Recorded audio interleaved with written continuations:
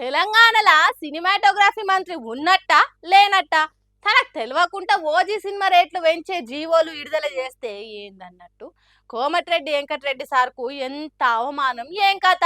హోంశాఖ special chief secretary OG cinema టికెట్ల రేట్లు ఎంతైనా పెంచుకునే దానికి ఏకంగా పర్మిషన్ ఇచ్చినట్టు ఓజీకి జీవో విడుదల చేసిండట. అంటే ఏందన్నట్టు సినిమాల మంత్రికి తెలియకుండా సినిమా వ్యవహారాలు నడుస్తున్నాయంటే కోమటిరెడ్డి వెంకటరెడ్డి నామకే వాసు ఉన్నాడన్నట్టే కదా.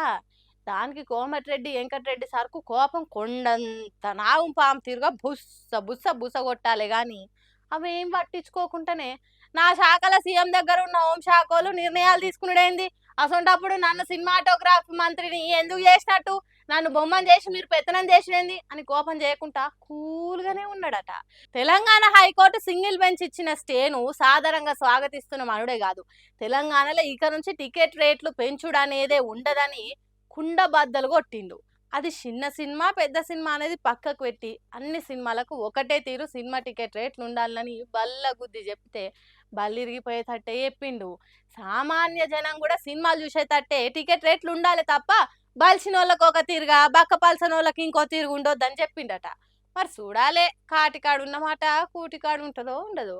పెద్ద సినిమాలు తీసిన వాళ్ళు మంత్రి దగ్గరకు వచ్చి మంచిగా చేసుకుంటే అప్పుడు ఏం నిర్ణయం తీసుకుంటారు ఇంకా.